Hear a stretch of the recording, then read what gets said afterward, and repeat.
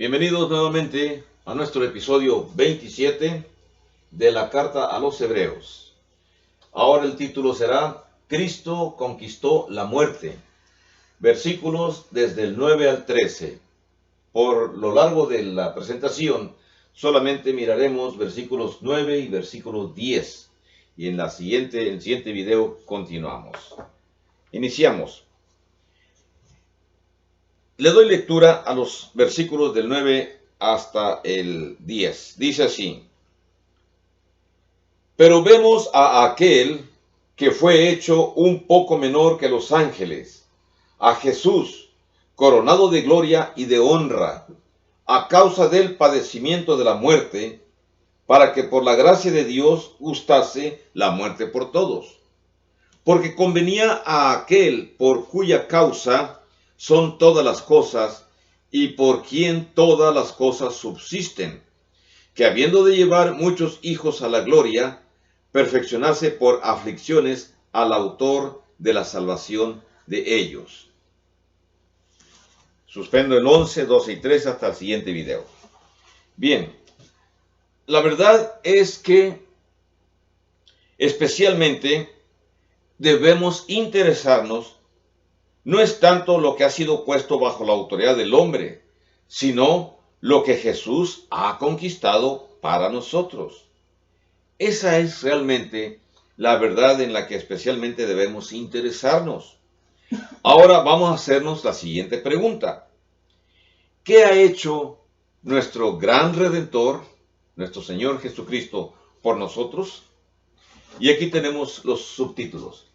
Primero, se humilló a sí mismo por nosotros, como dice el versículo 9, la primera parte del verso 9.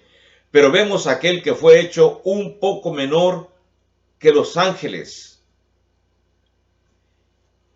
Cuando hablamos eso de Jesús, se humilló a sí mismo por debajo de los ángeles durante solamente un breve periodo de tiempo, porque tenía un propósito especial. En las versiones bíblicas, las más conocidas, consignan que Jesús fue hecho un poco inferior a los ángeles. Los que hablan de este tema mencionan que un corto tiempo es ahora considerado una mejor traducción de las palabras griegas. Independientemente de cómo se traduzca esta frase, el sentido permanece. Por el tiempo designado, Jesús tomó una vida terrenal, viviendo en forma inferior a la condición de los ángeles. Cristo Jesús consintió a tal condición para que pudiera tener la capacidad de morir. Por supuesto, morir físicamente. Es cierto que los ángeles no pueden morir. Sin embargo, tampoco los ángeles pueden salvar a los pecadores perdidos, ni tampoco pueden restaurar el dominio del hombre sobre la muerte. E incluso un ángel tiene capacidad de decidir sobre el bien y sobre el mal, pero si decide escoger el mal, ya no tiene el plan que nosotros tenemos. El humano tiene opción de escoger el bien y el mal, y todavía se nos ofrece la opción de solicitar que nuestros pecados sean perdonados cuando obedecemos el Evangelio. Pero un ángel no. Un ángel, una vez que cae, cae y permanece caído eternamente. Así que los ángeles en ese sentido son, vamos a decir, que nosotros somos inferiores a ellos, pero en esa situación los ángeles ya no pueden regresar a la presencia de Dios una vez caído. Y nosotros, sabiendo que nuestro espíritu, el espíritu personal, fue dado por Dios en el momento de nuestro nacimiento, podemos retornar en espíritu, retornar con Dios cuando obedecemos el Evangelio. Caso contrario, también seguiremos el mismo destino que aquellas personas que no obedecen a Dios, o los ángeles que cayeron, se irán o nos iremos a la perdición. Pero nosotros tenemos podemos seleccionar qué hacer. Los ángeles también, pero ya no hay retorno para ellos. En Hebreos capítulo 2, versículos del 9 al 13, se revela que esa era la parte del plan divino que el Redentor iba a sufrir. Su dolor no fue accidental. El pasaje en mención también muestra que Dios fue el gran iniciador de este proceso de redención. Su propósito supremo era traer a muchos hijos a la gloria. Otra cosa que hizo Jesús, probó la muerte por nosotros, segunda parte del versículo 9. Dice, Jesús, coronado de gloria y de honra a causa del padecimiento de la muerte, para que por la gracia de Dios gustase la muerte por todos, dice el versículo 9 en esta versión.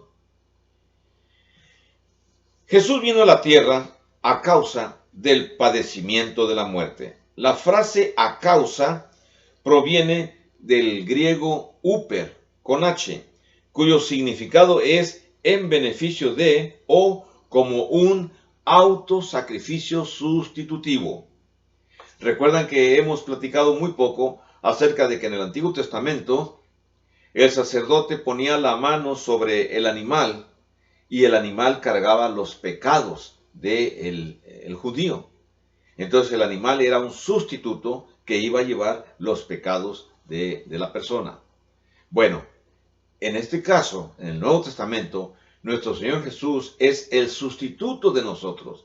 Él es el que muere por nuestros pecados. Él es el que carga en su ser todos los pecados de la humanidad. Por supuesto, la humanidad que quiera irse con Él. Porque la humanidad que no acepte esta verdad, sus pecados seguirán con estos humanos y sus pecados los llevarán a la perdición. Cristo murió en lugar de mí, en lugar de nosotros. Él, quizá no podemos melodramatizar estas frases, pero en realidad entendamos que Él estaba tomando mi lugar en la cruz, el lugar de usted si usted ya es cristiano. Cristo, en vez de que usted y yo seamos los que morimos, es Cristo Jesús quien dijo, yo voy a tomar tu lugar. Ciertamente, Él estaba tomando nuestro lugar en la cruz. Y podemos decir que solo por la gracia de Dios en Cristo, yo voy a ser salvado. Su venida, su muerte y su exaltación fueron todos llevados a cabo gracias a la gracia de Dios. Aunque se oiga una repetición de frases. Cristo estuvo dispuesto a padecer de esta manera incluso por sus enemigos. Y es una realidad. En el libro de Romanos, capítulo 5, del 8 al 10, se encuentra esta misma frase, expresión explicativa. El significado de gracia es las riquezas de Dios a las expensas de Cristo, que fueron dados a los humanos sin que los humanos lo mereciéramos.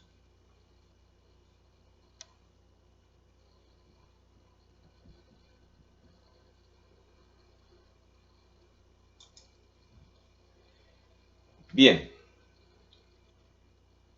la encarnación, la muerte, la expiación y la mediación de nuestro Salvador son nuestros por medio del amor de Dios para con nosotros, según se menciona en Juan capítulo 3, verso 16, que muchos de nosotros sabemos la frase, que de tal manera amó Dios al mundo que ha dado a su Hijo unigénito, para que todo aquel que en él crea no se pierda, mas tenga la vida eterna. Sí, pero con la condición de que se obedezca el Evangelio, no nada más así tan de gratis.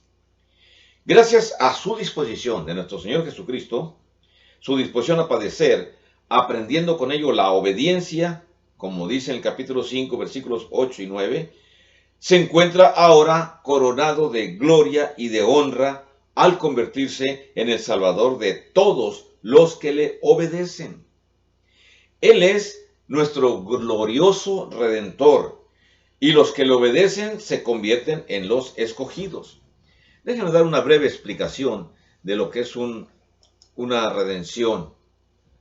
En el libro de Ruth se menciona, ya lo expliqué creo en otro video, se menciona que cuando Ruth encontró una persona que la rescatara, para poder rescatar las tierras de su marido,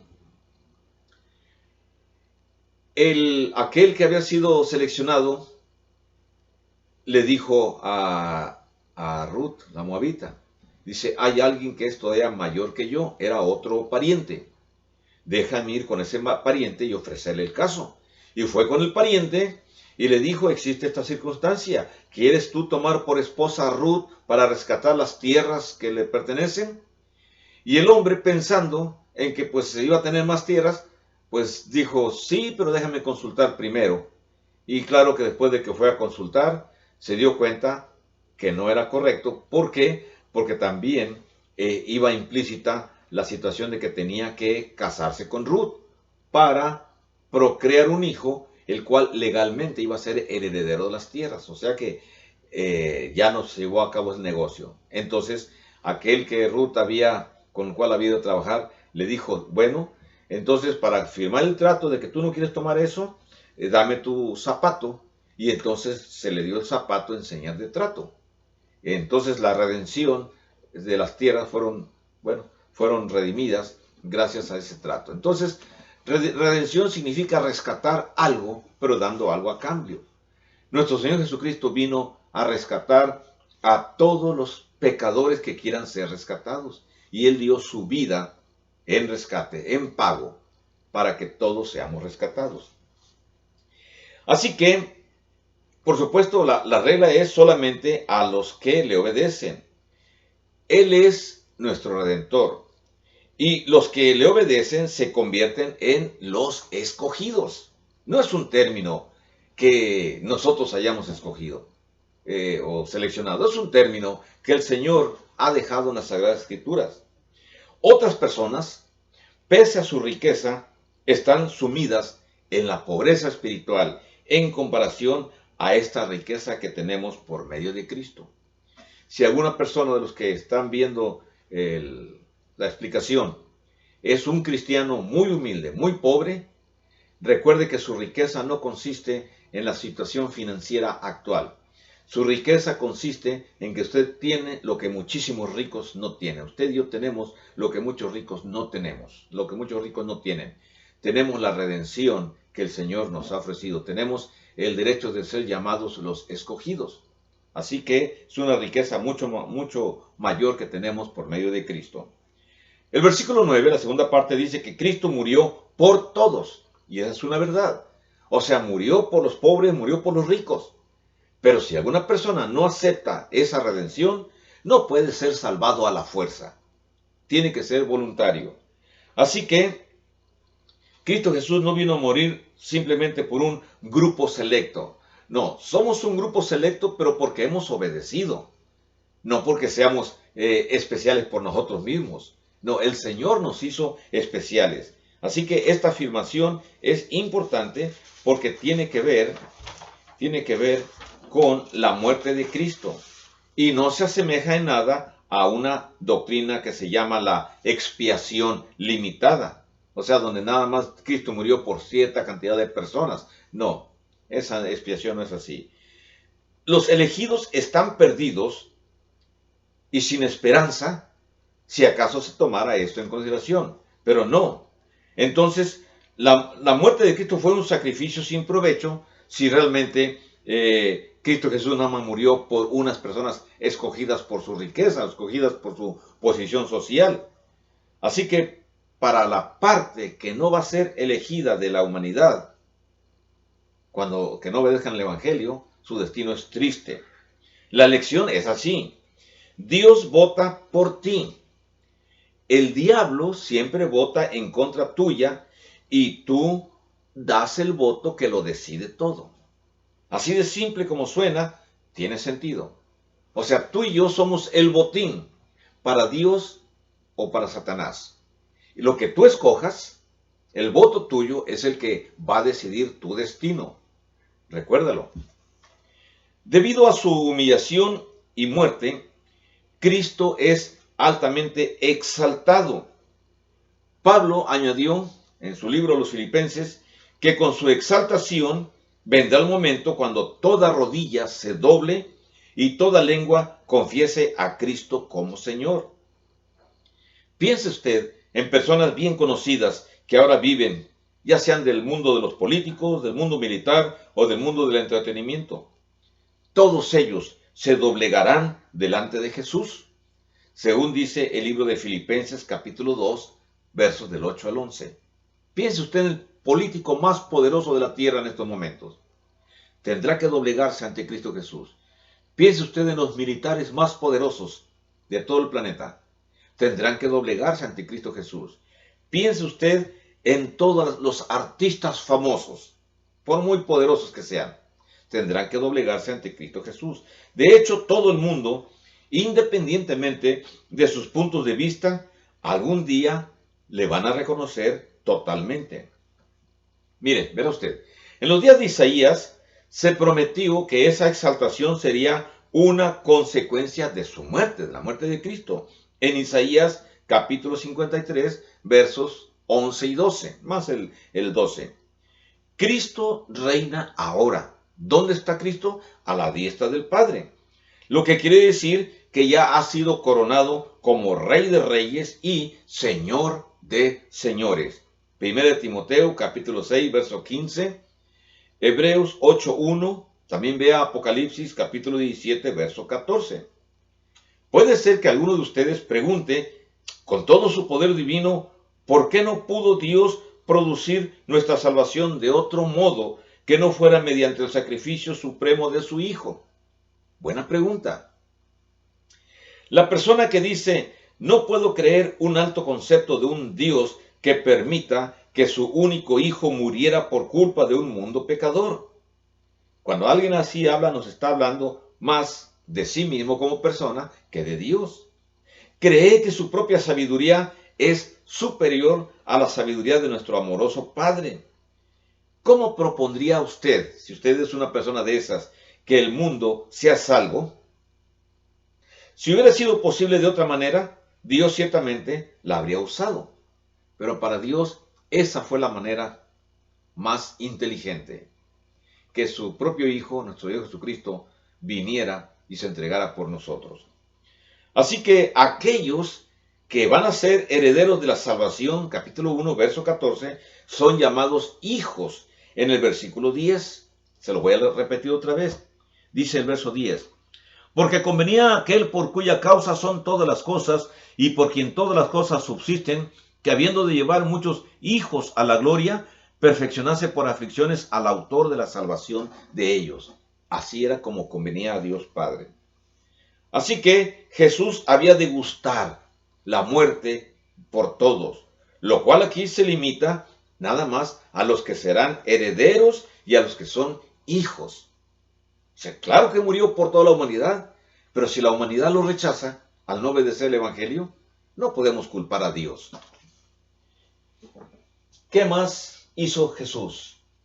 Llevó a cabo el plan de Dios para nosotros, como lo acabamos de leer en el verso 10.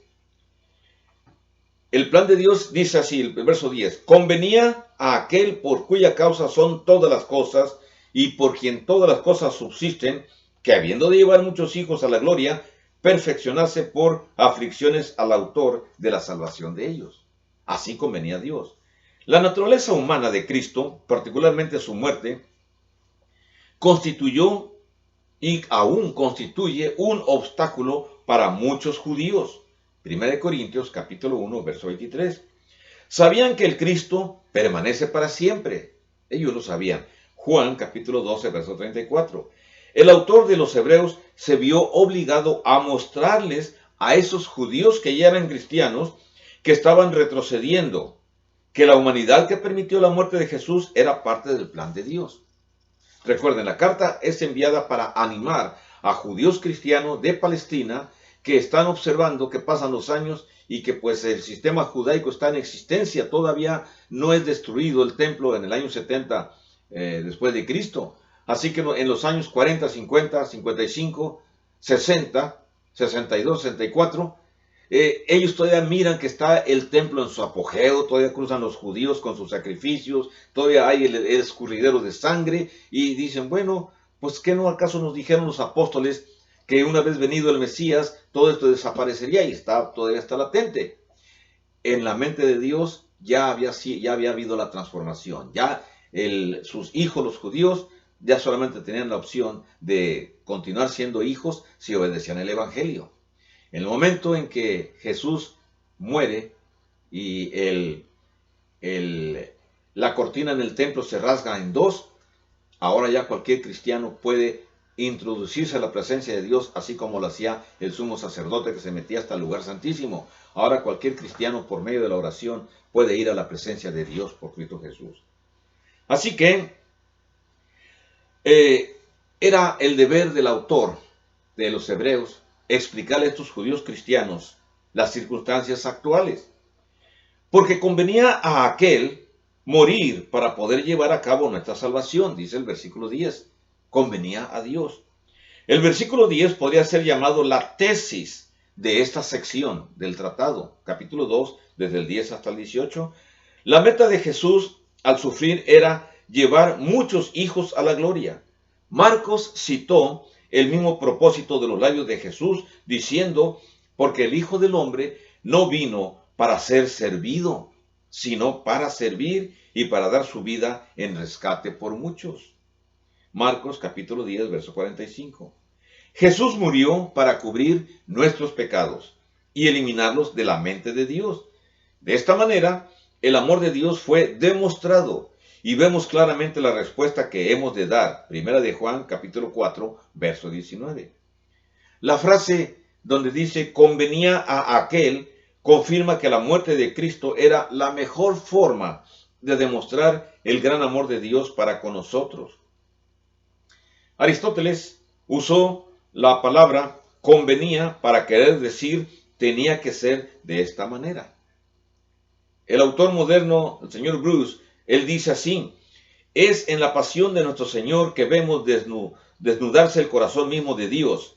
En ninguna otra parte se revela Dios de una forma más completa ni más digna que cuando lo vemos en Cristo, reconciliando consigo al mundo, según se expresa en 2 de Corintios capítulo 5, verso 19. Por cuya causa son todas las cosas y por quien todas las cosas subsisten, se refiere a capítulo 1, 2, 3, donde a Jesús se le llama el heredero de todo. Sustenta todas las cosas con su poderosa palabra. Todo fue hecho por medio de Cristo. Juan capítulo 1, verso 3. Vea también Romanos 11, 36. Toda la creación existe, pero para la gloria de Dios y Cristo. Es el autor y capitán de nuestra salvación. Capítulo 12, verso 2 de Hebreos. La palabra que se traduce como autor en este pasaje, archegos o arquegos, quiere decir explorador o quiere decir también pionero. Cristo, nuestro Salvador, iluminó el camino a la salvación mediante el cual los muchos hijos de Dios pudieran ser traídos a la gloria. En los días en que se produjo la Biblia, la King James, en el año 1611, el capitán era el que conducía un ejército a la batalla. En los escritos seculares antiguos, esta palabra se refería al héroe que fundaba una ciudad. Le proveía su nombre y servía como su guardián. Un título así tan descriptivo es ciertamente aplica a Cristo. Imaginémonos qué glorioso es que aquel por quien y para quien todas las cosas fueron hechas nos haya mostrado el camino a la gloria. Tenemos más que hablar sobre el tema, lo analizamos, lo miramos en el siguiente video. Que tenga bendiciones. Hasta luego.